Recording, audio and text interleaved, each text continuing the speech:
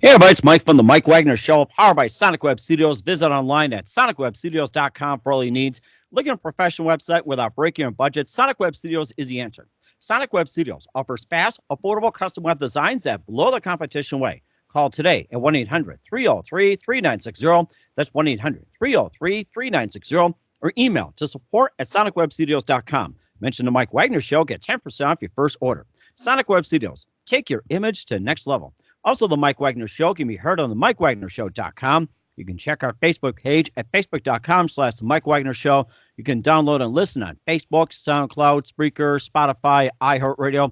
Also on Radio Public and Anchor FM, and watch the video on YouTube. Subscribe to the Mike Wagner Show channel and take the Mike Wagner Show with you on any mobile device. That's the Mike Wagner Show.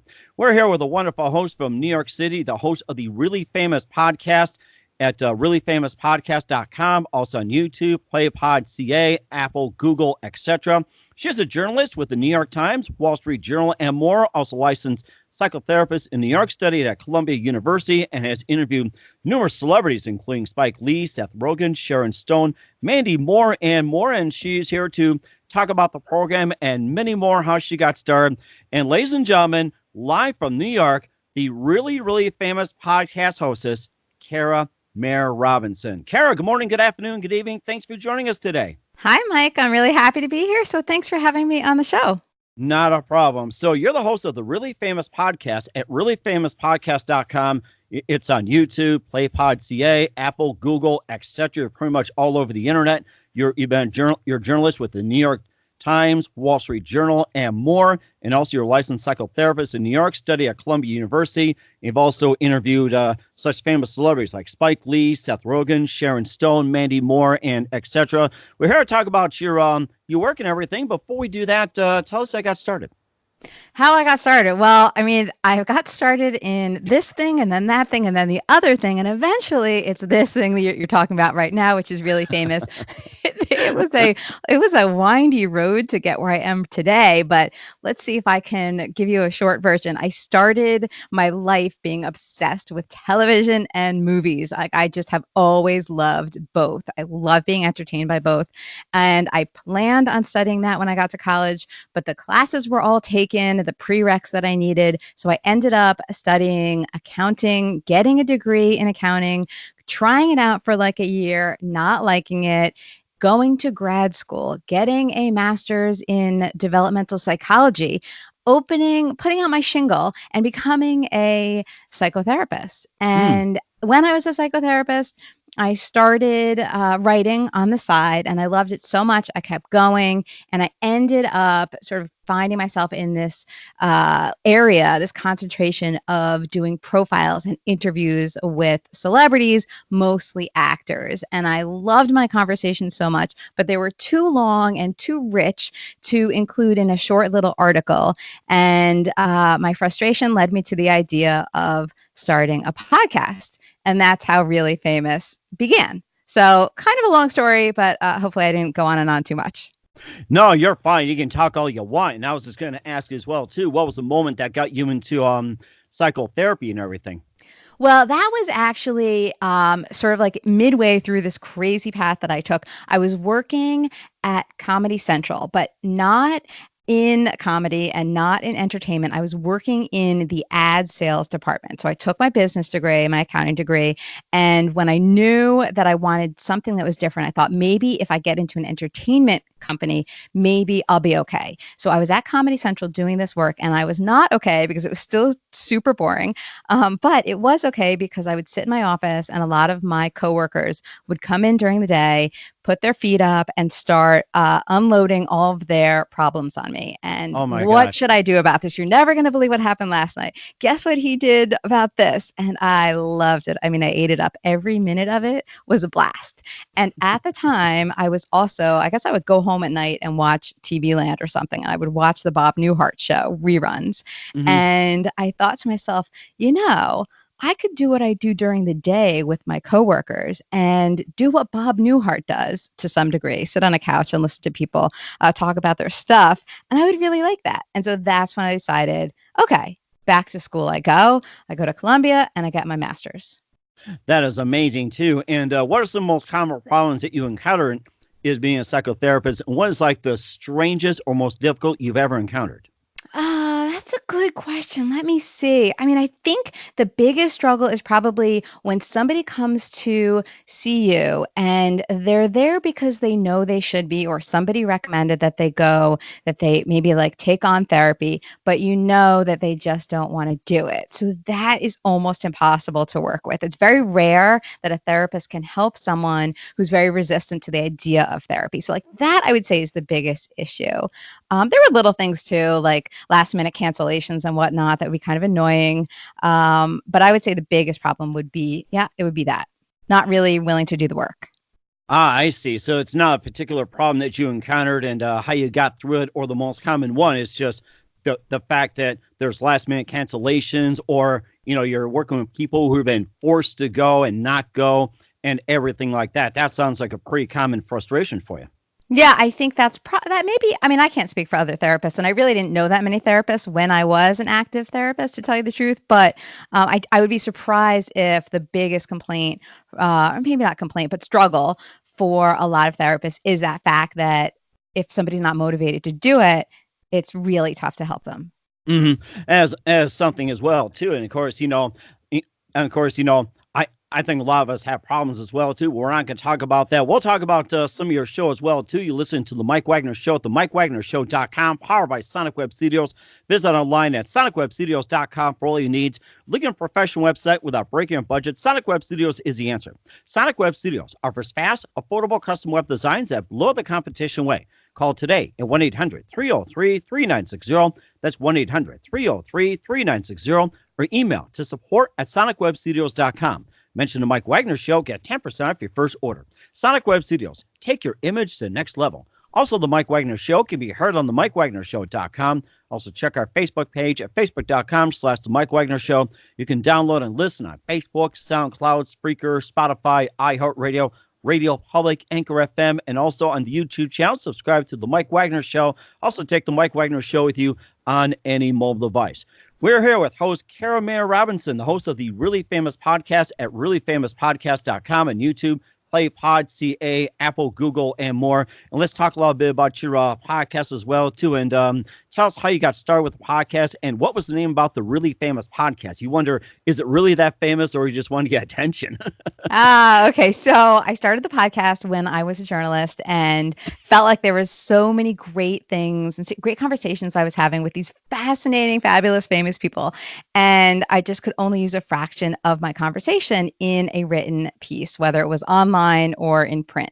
So this is like at the time when I'm writing for the New York Times, the Wall Street Journal, Travel and Leisure, the Hollywood Reporter. And I would have these like long, great conversations. And it was actually my husband. I came home one day. I was at Tim Gunn's house. Tim Gunn was the host of Project Runway on Lifetime and Bravo. And I was at his apartment for maybe 3 hours working on a Wow. story for the Times. Yeah. I mean, sitting there talking about good things. Like, I was wrapped. I mean, super engaged, great stories he was telling me. He was revealing all of his feelings, his true feelings about the judges who he works with on the show. And he was talking about his mom and his sister and his personal life. And it was so fascinating. And I thought, it is really a shame that I can't put all this out there for everybody to enjoy, because it is such a good talk. And so I came back like on cloud nine, came home, and my husband, I was telling him about it. And he was like, you know what you need to do? You need to start a podcast. And he was like Mr. Podcast at the time. He had been trying to get me to listen to podcasts forever. I finally started probably right before that. And then I thought, you know what? I don't know who I am to start my own podcast, but I'm going to do it. And I did it. So the name did not come easily. I tell you what, we spent a lot of time, my husband and I, my friend Christy, who was visiting from California at the time, Mhm. my kids, we were all going back and forth. What about this name? What about that name? And the reason why I finally settled on Really Famous was not because the podcast is really famous, but because my guests are. So famous had to be in there because those are my guests. I knew I was going to talk to the same people I was writing about. They'd be celebrities, mostly actors, but not only actors, also athletes and like TV stars, personalities, whatever. But I wanted to get to the real person. So that is always my goal. Like, I'm not interested in that superficial glossy coating that you see in other stories about celebrities. I am not like the late night talk show kind of host where you're going to see these funny, hilarious, rehearsed bits. So I want to know the real person behind the name. So that's why really came into play. So it's really famous. They're famous, but I'm after who they really are.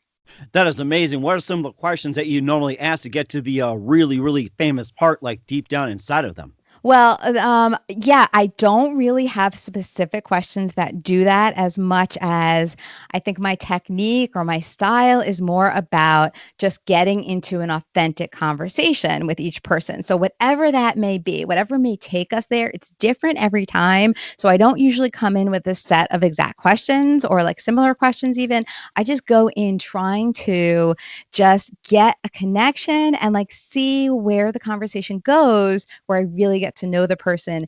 And in a way, it's a little weird, but it's kind of similar to if you were to go on a first date with somebody or maybe a second date and then a third date. So I'm kind of in like the third date maybe, where I'm trying to like really see what this person is all about. And that's hopefully and usually actually where we end up.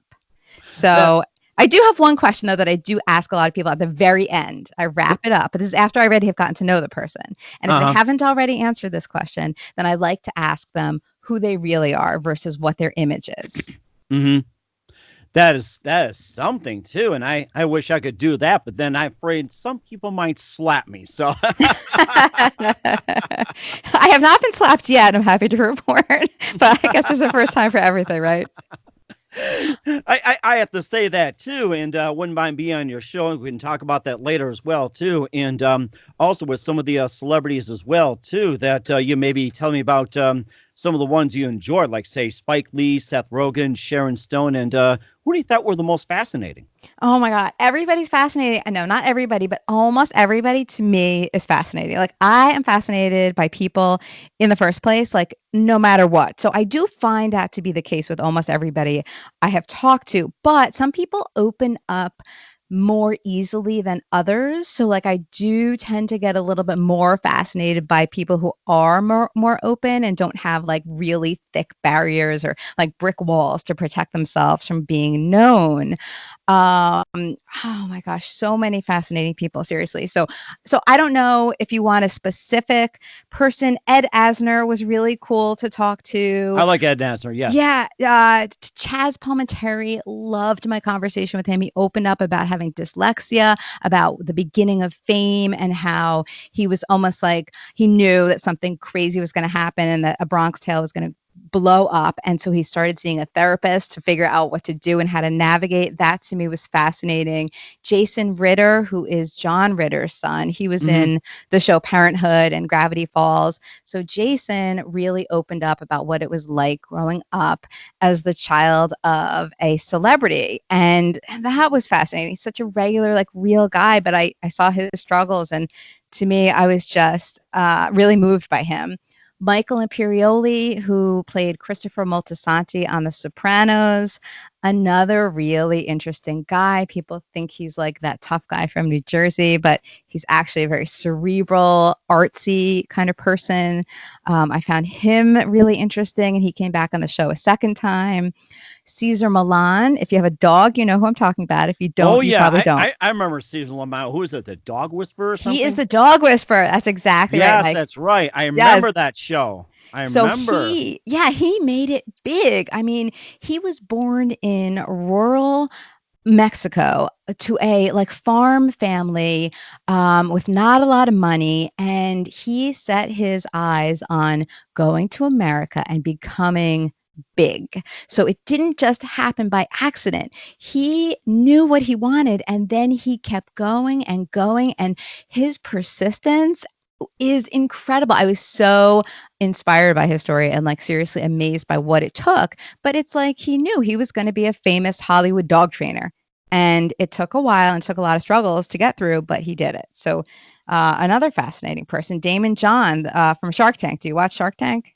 I've watched a few episodes, and my kids are bringing the sharks as well too. My wife is a shark lover too, believe it or not. And of course, I talked to somebody during Shark Week as well too, who started the whole Shark Week, which was Jaws, but he called it the fish movie. He didn't like Jaws at all. Okay, well, I love Jaws, but Shark Tank is not actually about sharks. Shark Tank is a business show where it's like a reality show, a competition almost, where there are wealthy investors. And then if you have a new business that you want to pitch and you need money for, you go on stage and you pitch your business or your product to these, they're called sharks, but really they're just very wealthy investors who have made a lot of businesses succeed like over the top. So Damon John is one of the investors. So he's not an actual shark, but they call him a shark. It's called Shark Tank, not on the Animal Planet or wait, what is it? Discovery Channel? What is Shark Week on? I don't even know. I think it's on Discovery Channel, and I think it's Animal Planet. I think it might have been National Geographic. It's somewhere around there. And when we think of Shark Tank, it seems like some people want to make it clear. Now I remember it's like every time I think shark, it's like, fishies, that.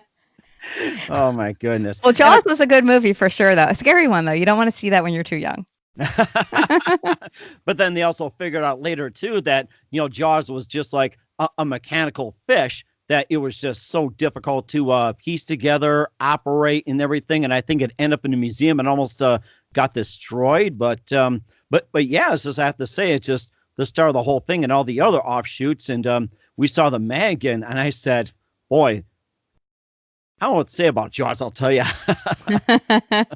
Well, Steven Spielberg knew what he was doing, right? Mm-hmm.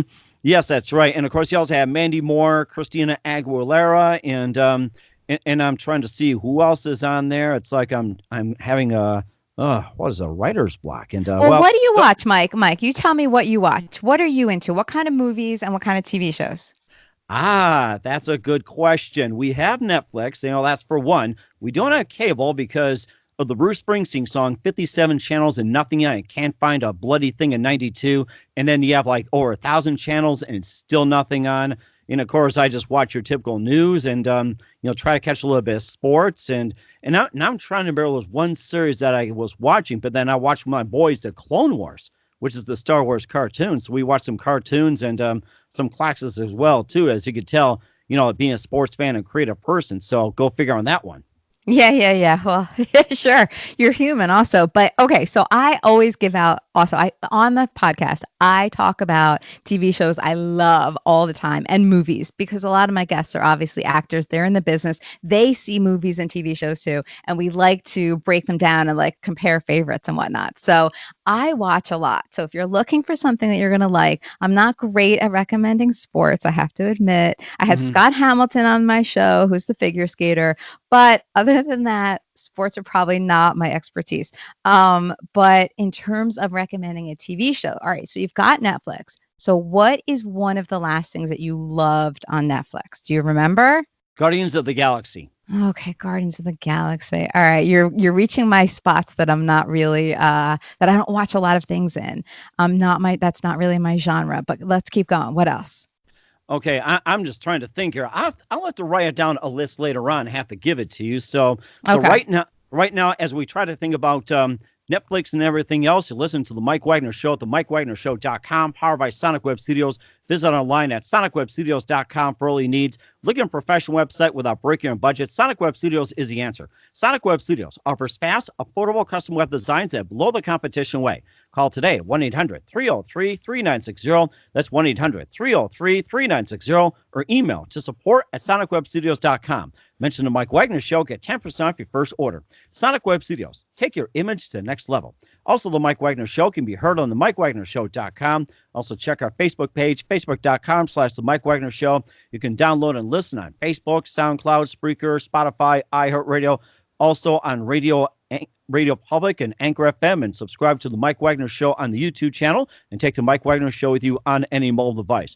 We're here with the host of the Really Famous Podcast at reallyfamouspodcast.com, Kara Mayer Robinson. She's a journalist with the New York Times, Wall Street Journal, etc., licensed psychotherapist. And we were just talking about Netflix, and the one just came up since my youngest is going to school now as a freshman, and my second youngest is going to be going to trade school as well too, get involved in cooking. The one thing I do like is that I like was it Mr. Iglesias? It's the what's that? He's like a teacher or something. It's like I can't think. I It's don't like even know what he's that a teacher. is.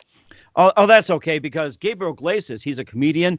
He's I'm not fat, I'm fluffy. Yeah, no, I know who he is. I know that they call his nickname is Fluffy or something, right? Gabriel Fluffy Iglesias. Yeah, I'm not fat, I'm fluffy. I mean that's the best imitation I could do, but he has that series out there where he's a teacher and actually teaches a lot of lessons. And then there was all these cooking shows over there, Guy Fieri and I think there's Bobby Flay and was it cooking competitions or something, or world's best bakers, best chefs, or bad chefs, or whatever it is. It's somewhere along those lines. We get into that, and also architecture as well. My son loves architecture, building houses, designs, and everything else. Unusual homes, small homes, everything on Netflix. Anything to do with that, you just pick and choose. That's what we like about it. Yeah, for a while I did get into the Great British Baking Show. I had a guest on my show, Liz Lang. She's a fashion designer. She was on early in the podcast, and we shared all of our favorites. And she said, "You've got to watch the Great British Baking Show." And I did, and I was hooked. And I'm not alone. I think a lot of people actually love that show. There's no real drama except with the food, but it's so good. Another chef, I had a chef on Really Famous. Her name is Alex Guarnaschelli. I think she's mostly a chopped chef, but she's also an Iron Chef. So she's you do watch that Iron Chef, yes. Yeah. So Alex was on my show. So she was really interesting too, actually. She's another person who was really fascinating because she had an interesting time growing up as an only child and had this love of good quality food that she inherited from her parents, who were very smart, super smart. And she went into becoming a chef. And actually at the time her father had just died, and she got really emotional about that and kind of shared her feelings about that. So yeah, it was kind of interesting to hear the other side of her too, not just how she is on camera with the food. That is amazing. I still think about that baking show, Ready, Set, Bake. Yeah, that's it. Oh, that was just my favorite. And most of the food that just makes me want to cook, I will tell you. Are you a good cook? My wife and I share the duties. She does a breakfast. She does better breakfast. We'll split the lunch, and I'll cook the dinner because by the time then she's tired. I come home. It's like, I just want to do something for once. It's like we've come up with all kinds of great stuff, stir fry. I'll go to the grill, or my son will like to put something in the oven. And then desserts, it's like, it's a free for all. It's like, bake whatever you want. So that's how it is. But the pets are not involved. That's the thing. The only thing they do is eat them up. That's it. They don't contribute. Yeah, that's probably a good thing. You don't want the fur in your food, right? Exactly.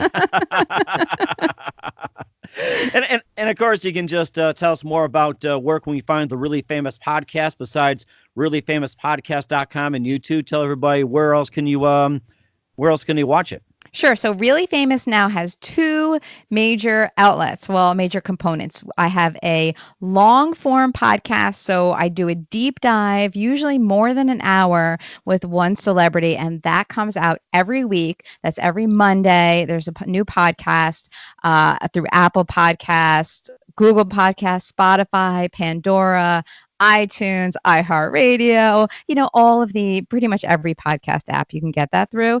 And then I also have a new video every week. So what I'll do is, a lot of people like to actually see the person I'm interviewing or see us talking. So now at the end of every podcast, I do take some time to do a video, and sometimes I actually record the whole thing.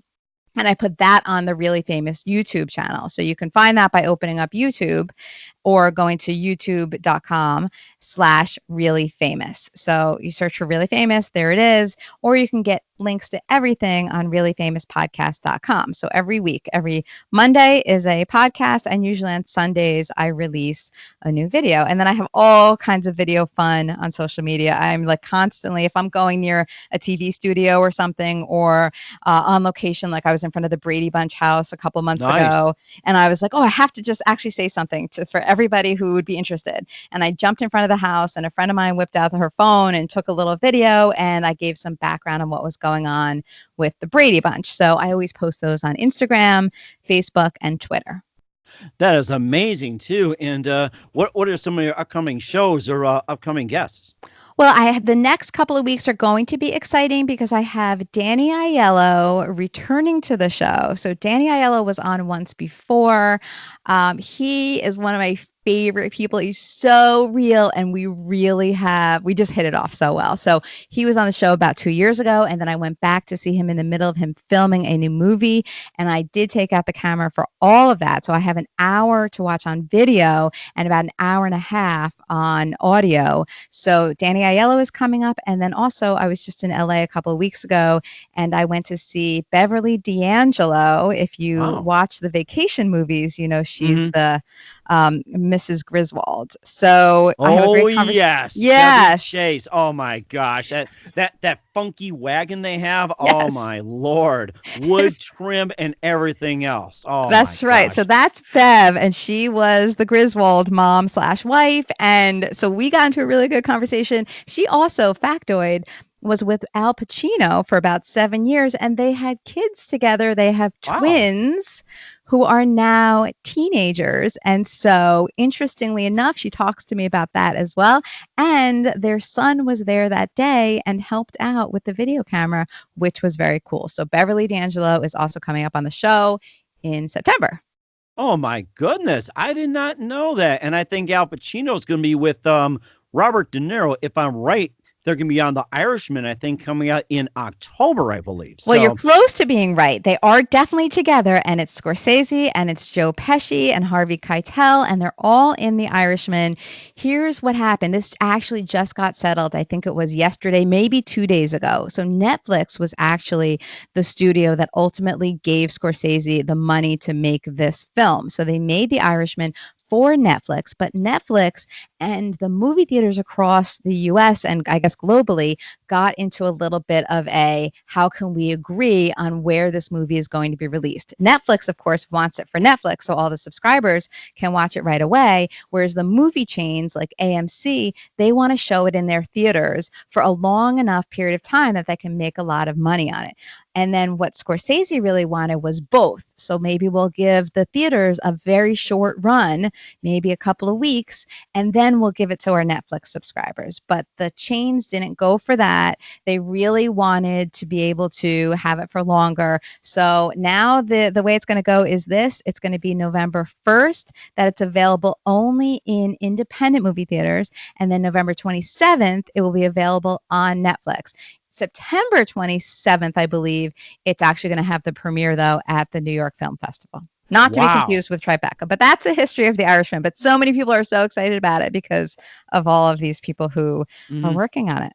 And there was a guy that I interviewed on there. I think he plays one of the guards, Scott Manganiello, who I interviewed, and he says that's probably the biggest thing other than working at Giant Stadium as a security guard. And just being with those two and interacting, it was just amazing. And of course, surprisingly, that you think the two egos would clash at each other, they actually get along very surprisingly. Yeah, I'm not surprised by it only because of their personalities. They are so different. I think I've seen Robert De Niro in person a few times. I have never talked to him personally, never had him on the show, never interviewed him for a paper or anything like that for a magazine. But he is a very subtle, kind of subdued, laid back, not very talkative person. And Al is the opposite. I think very gregarious and likes to laugh and smile. And but I think they've all been so successful together, really, that it's not even a competition, which is so cool. And they're all really just legends, living legends, all of them. And of course, Joe Pesci, one of my favorites as well, too. He's in it too. I went, where the heck has he been all this time? Yes. I know he was like in a semi-retirement, I think, and then came out of retirement. I think. I don't hold me to that. I'm not positive about my facts there, but I think they really did kind of bring him out for this film. So that's really exciting. I mean, the last time I think I remember seeing him in something was like Home Alone, but probably not, right? Casino. Was he in Casino? Yes, that He, was probably he, after Home he Alone. went. He was in Casino, and I remember it was 3 hours, and we are just like, okay, when should we air part one? When should we air part two? I said, the heck with it. Let's just watch the whole thing. I remember that, and he was also, I think, in what was the other one? It was My Cousin Vinny. He was most famous for that, Yes. and that's where Marissa Tomei became famous. And I still remember the line says, "Yeah, you got the Utes, The two Utes. That's the right. two Utes. What is a Ute? Oh, that was Ed Gwynn, the judge. He goes, a Ute? What's a Ute? Oh, that was so hilarious. Good. I am with you. So good. That was one of the best moments in film for sure. Oh my gosh. And I still remember that movie. We watched that and watched it again. I'm like, man, what was so funny about it? And it was just Ed Gwynn interacting with Joe Pesci. I remember the biggest put down where Joe Pesci gave like the biggest speech, and then Ed Gwynn goes, that was very lucid. Overruled. That was such a good movie. I absolutely love it. I mean, come on. And Marissa Tomei was great too, right? That's where she Ralph got her start Macchio, too. so good. And Fred Gwynn, give me a break. All of them. Hilarious. Oh, yes. Oh, yes. And I think I'm starting to dig as well, too. Of course, we know you're not in the sports, but then Major League is celebrating its 30th year. It's that baseball movie that was starring Corbin Benson. There was Rene Russo, and it's about the Cleveland Indians. They're trying to sell the team. They end up going to win the World Series. They had the Duke on there, played by Willie Muller. I had him on, and he said that the cast characters were great. And Corbin Benson's like, dust my chair. And everybody just cracked up. That movie was one of my favorite movies when it came out. I guess I was a teenager or something, but I do remember I wasn't that into sports. It's true. But Major League is another one of those like classic movies that everybody loved. It was so funny. Wasn't Charlie Sheen in that too? Yes, Charlie Sheen. That's right. And I want to say Tom Berenger, I think he was in it too. Tom Berenger, yes. Willie Mays Hayes was the character's name, somebody's name. And then there was Wesley Snipes. Oh, Wesley Snipes. First few roles, actually, and I think he was Willie May Hayes, or one of the characters. He was at the bottom, and I looked at him like, holy cow, Wesley Snipes. And I said that play by a very young Wesley Snipes. And I looked at it like, I did not know Wesley Snipes played in Major League. You think of Wesley Snipes as a bad guy shooting people, and here he was in Major League. I'm like, wow. That's right. And he was so good in Major League. That's right. I forgot Wesley Snipes. Wait, what is the movie that what was it? New Jack City? Was he in that?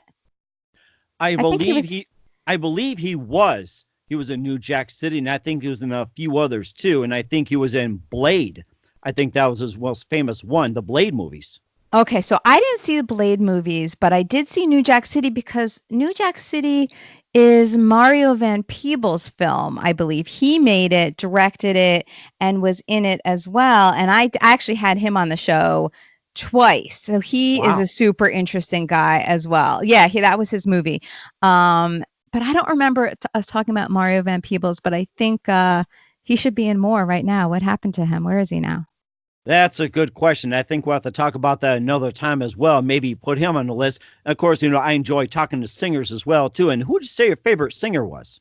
Well, I've had people on the show who do sing, but I'm not a huge music person, so I don't really necessarily seek out many singers. But obviously the most famous, and she wasn't on Really Famous, but I wrote a cover story about her for WebMD magazine, was Christina Aguilera. So yeah, I think I did throw a name out there. Yes. Yeah. So she was very interesting, but at the same time, it was one of those things where, I'm writing a story about her, so you can't see the whole conversation, or you can't listen to the whole conversation about her, but she was pretty impressive too. I remember feeling like after I talked to her, she was nothing like I had expected her to be. Like, she really smart and knew what she was doing. And again, a lot of successful people that I have spoken to, they have made me realize just how much work they've all put into their careers. These things, they don't get where they are just by accident. It really takes devotion, and I guess you have to be able to not just take no for an answer, but you have to believe in yourself and keep going even every time you fall down. And she fell down a lot, but I was impressed with who she was and how she really knew where she was taking her career. So pretty cool. That was amazing too. And I was just going to ask you too, was she married at one point to Eric Johnson, or still married? I'm trying to think, or did I get crossover with somebody else? I have no idea. I do not remember. I talked to her, it was probably a couple of years ago, so she's not as fresh on my brain. I don't know. I'm sorry, Mike. Oh, that's okay. I mean, I just throw it out there as well, too. And of course, you had Spike Lee on there, and you can just tell us a little bit about him. A fascinating director. Oh, Spike Lee. So yeah, so Spike Lee I met for the first time right before the Oscars actually this year. So I went to his offices in Brooklyn where he makes a lot of his films, and I'll tell you what, I was definitely intimidated. I don't get starstruck very easily, but when I was going there, I was very nervous, like for a week ahead of time. I remember thinking, I am so nervous to meet Spike Lee because he is just like a force to be reckoned with and also just such an artist. I mean, his films are works of art, no question. So I was a little scared and nervous. And when I met him, I'll never forget, like, he was nice to me, told me to go sit down, put my jacket down, whatever. And I did, but I felt like I was just shaking the whole time. But he wasn't that into the interview, I don't think. And I was really worried throughout the whole time that maybe this is not the greatest interview I've ever had. He's really not, doesn't like me as an interviewer. And then I started talking to him about which film was most impactful on him as a child. And he told me Bye Bye Birdie. And the reason was that his mom, when he was only 6 years old, his mom took him to see Bye Bye Birdie at Radio City Music Hall in New York. And he said Wow. the experience of seeing that as a 6 year old was so major. And seeing it at Radio City, especially, was so major that he didn't even realize it until years later, after he had already made the film Do the Right Thing, that the opening sequence in Do the Right Thing, where Rosie Perez is dancing, and it's just like one camera is just kind of still, and she's dancing all around in front of the camera. That was actually inspired by the first scene in Bye Bye Birdie where Anne Margaret is dancing and the camera is kind of still at the same angle. So he realized that after he made the movie, that that actually was inspired by that. And I thought that was the coolest story. And then I had told Spike after that a story about how I had taken my dad a couple of years ago at the end of the Tribeca Film Festival, closing night. They had a special screening of The Godfather and The Godfather Part 2 at Radio City Music Hall, followed by a panel on stage with everyone. I mean, talk about De Wow. Niro and Pacino and Diane Keaton and James Caan, Francis Ford Coppola, Talia Shire, who am I forgetting? Robert Duvall. They were all there. So I took my dad and I told Spike the story that even though I was afraid that my dad, who's in his 80s, would be too tired to sit in Radio City for like literally 7 or 8 hours because each Right. Godfather film is long, and then the panel. And I told my dad, who's a big Godfather fan, that this, by the way, is a story within a story. I told my dad, who's a Godfather fan, huge. I said, why don't we just go see The Godfather Part 2 and then the panel, forget the original Godfather. And my dad's like, what are you, crazy? We're going to see both.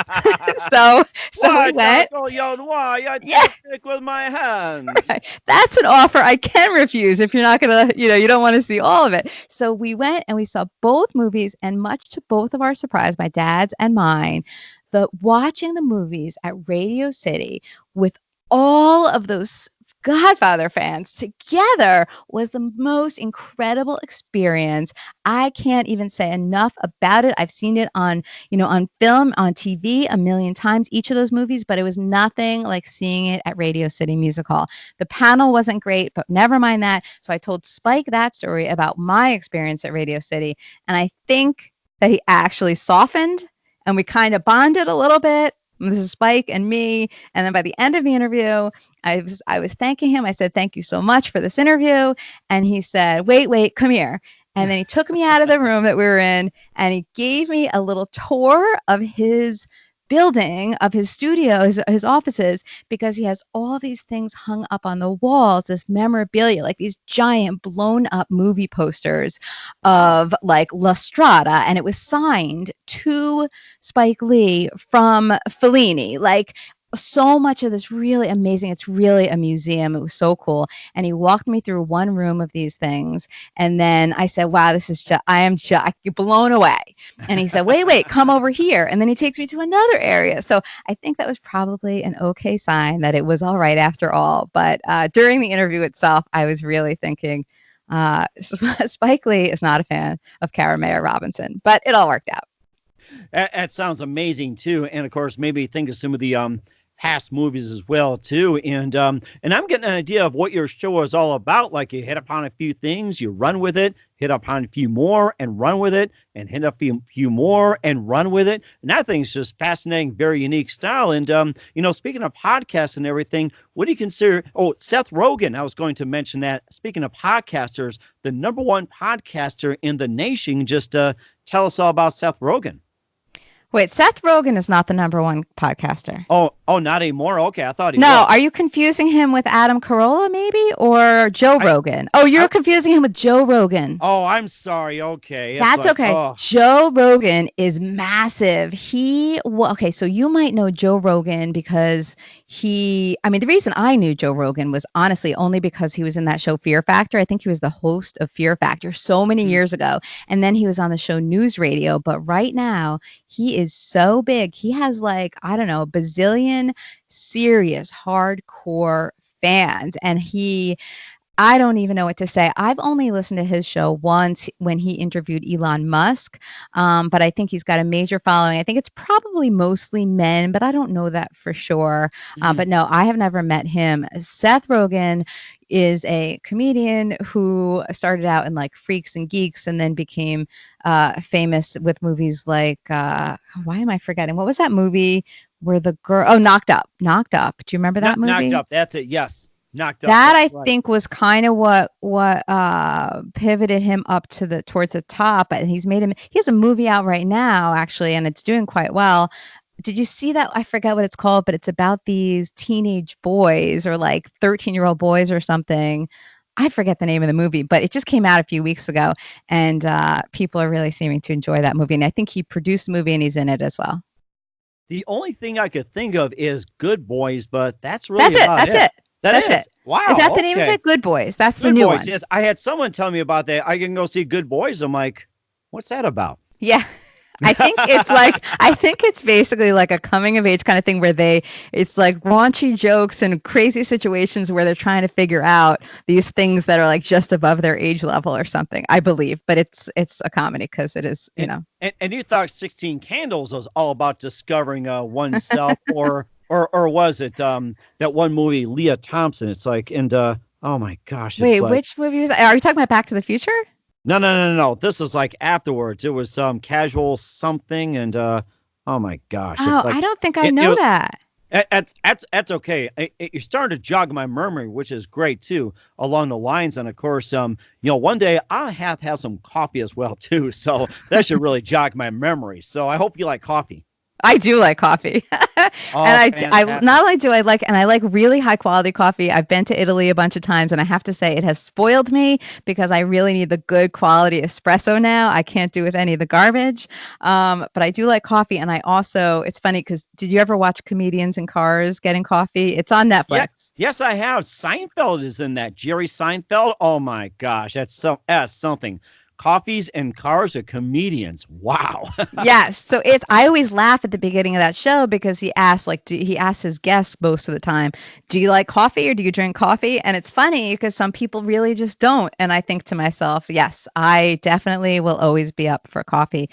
Not late in the day though. I don't really like it then. That's true. Of course, I get up in the morning and post my feed on Facebook, so I have to have coffee. But then when I come home, it's just get myself going again and, interviews and everything else. But, my preference is I like to have coffee. It's just straight. But then if I'm relaxed, just add a little chocolate to it, like the hot cocoa mix. It's I apologize for being cheap, but it does work. I'll tell you that. Yum. Nothing. Oh, please. What's better than coffee and chocolate? Very little. Oh, that was the stuff that made of many, coffee and chocolate to get going for work, meat and potatoes, and whatever else, apples and oranges, stuff that just goes together, peanut butter and jelly. It's the things you never separate. Right, or peanut butter and chocolate. Yes, that's right. Oh, my wife's a big Reese's fan, so I'll tell you. I get it. I can relate. Yes, that's right. And of course, who would you say your favorite interviewers were when you're, growing up? Listen to radio interviews, TV shows, and everything else. Who are some of your favorite interviewers? Would you believe? I don't think anyone has ever asked me this question, and it seems like such a logical question. When I was growing up, I don't even know who I saw being interviewed or like which shows I would watch. Radio, I do remember back when I was working at Comedy Central, just kind of circling back to that. I remember that during the day I would put on this talk radio station. It was on AM, and I would listen to a psychologist take calls from, just people with their problems. And that's really it in terms of radio. I was never a big radio person. Um, and I think I probably watched Oprah here and there, but I was never a big Oprah viewer either. I don't know. But then when I started listening to podcasts, that's when I really started diving into other people interviewing. So right now, still, I listen to Mark Maron. He has WTF. I think he's a great interviewer. He has gotten better and better over time. I listen to Terry Gross, who hosts Fresh Air for I NPR. remember Terry Gross. Yes, I was I was going to school in Carbondale when Terry Gross came out Fresh Air. That's a fantastic program. Yeah, she's really good. And I've noticed that my style is different from hers because she's much more, I think, formal with her questions. And I find it so fascinating that she interviews everybody over the phone, which to me, I see everybody in person. So Hmm. every one of my episodes has been recorded in person because for me, connecting with somebody in person it's just so much easier in person. I love a good phone call too. You can see we're doing great, but I do really like to, when I'm hosting the show, I like to meet them in person. So I'm pretty much stunned that she's done all of Fresh Air over the phone. That's pretty incredible. I have to say this as a radio person since 1982, starting at 18 years old, just giving you an idea of, how I started. It was always a phone call. So it's like, some people are just, tied to the landlines. Then along came ISDN. Now you got your cell phones. You can actually hook up phone calls to your portable mixer. And of course, the Yeti mics you just plug in, and then videos. And now it's like Facebook Live and combining everything all together. Now, of course, the question is, it's like, what's next? Yeah, yeah. I don't know. It is great. I love the technology of it. But for me, and maybe it's the therapist in me too, I just love sitting down face with somebody. I can't get enough of it. So, Hmm. but it's good that we have options, right? We could do this way, that way. This works for one thing and the other works for the other. Hmm. But yeah, I'm pretty amazed by Terry Gross. Now I have to say, Charlie Rose was another one who I think was like okay. He was all right and not a bad interviewer. Tavis Smiley was another one. Now I'm remembering watching him, but this is not that long ago. It's not like I grew up watching them. Hmm. Although both of them are now off the air for a similar reason. Um, you know who's well, I've watched a lot of his interviews, but I'm not going to go and say that his style is anything that I would follow. But James Lipton, Inside the Actors Studio, that show. Have you ever seen Inside the Actors Studio?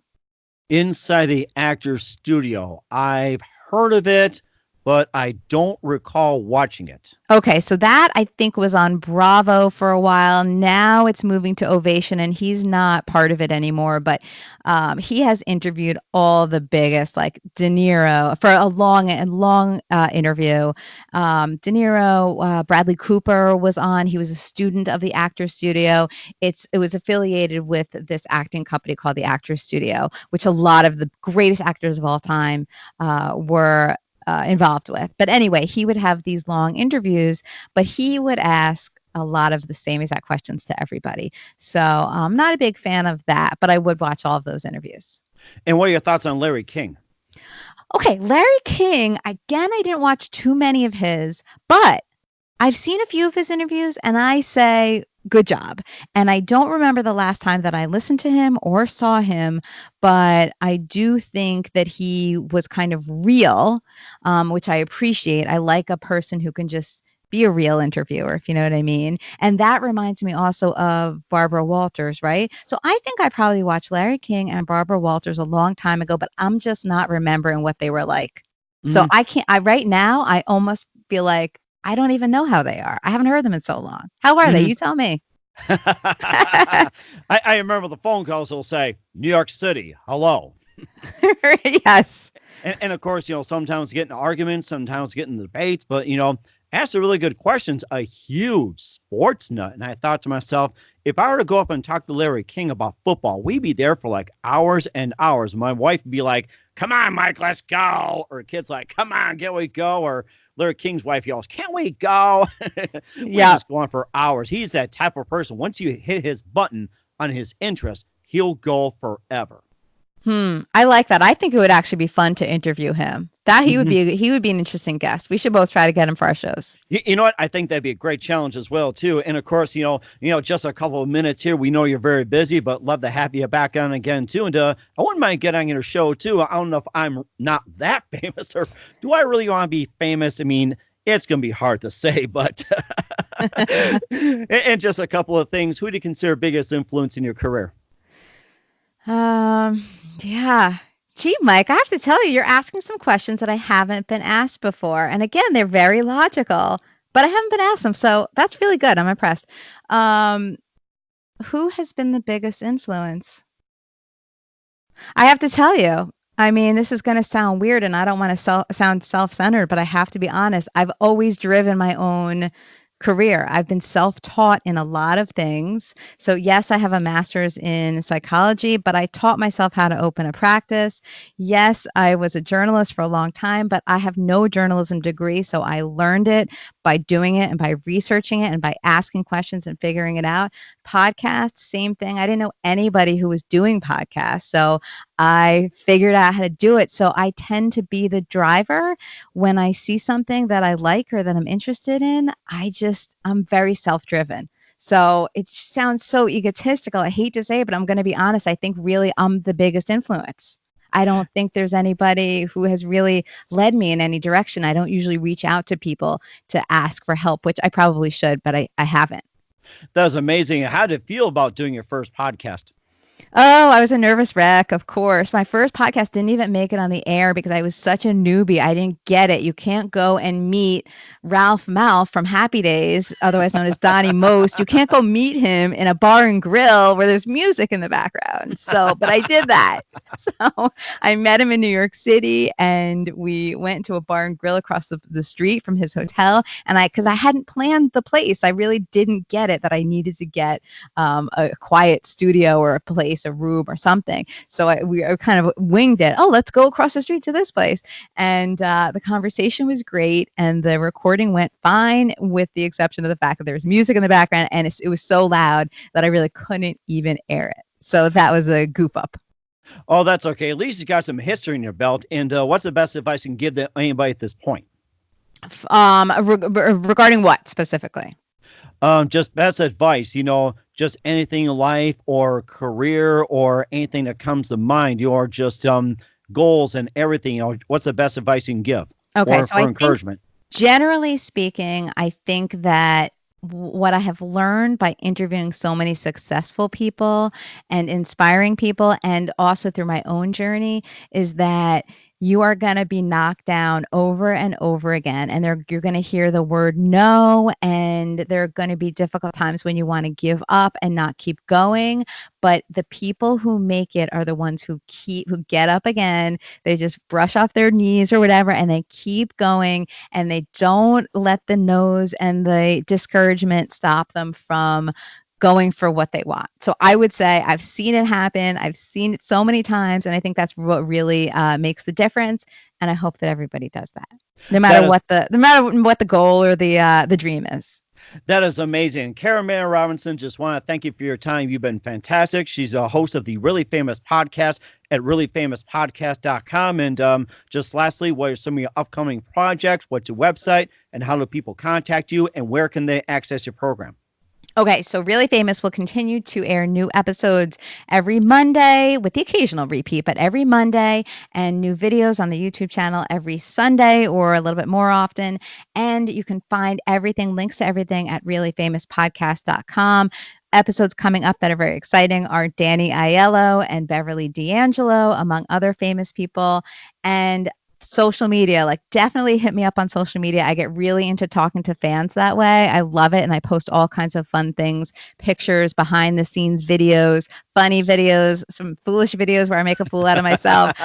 You can find me. Instagram is my favorite. I tend to post the most there and talk to fans the most there. If you go onto Instagram, just look for me at Really Famous Podcast. I'm also on Twitter at Kara, that's Kara, 1-to-1. And I'm on Facebook. Go to facebook.com/Kara Mayer Robinson. And I love talking to new people, people who listen to the show, people who were wondering, have questions. I love it. I interact. So fire away or just email me at reallyfamouspodcast@gmail.com. That is amazing. Kara, just want to say thank you for your time. You've been fantastic. I learned a lot of things from you. And do me a favor, keep us up to date and look forward to having you on again soon. You've been fantastic. Thank you, Mike. This was really a lot of fun, and congrats on the different questions. And it was very conversational. I really do appreciate that.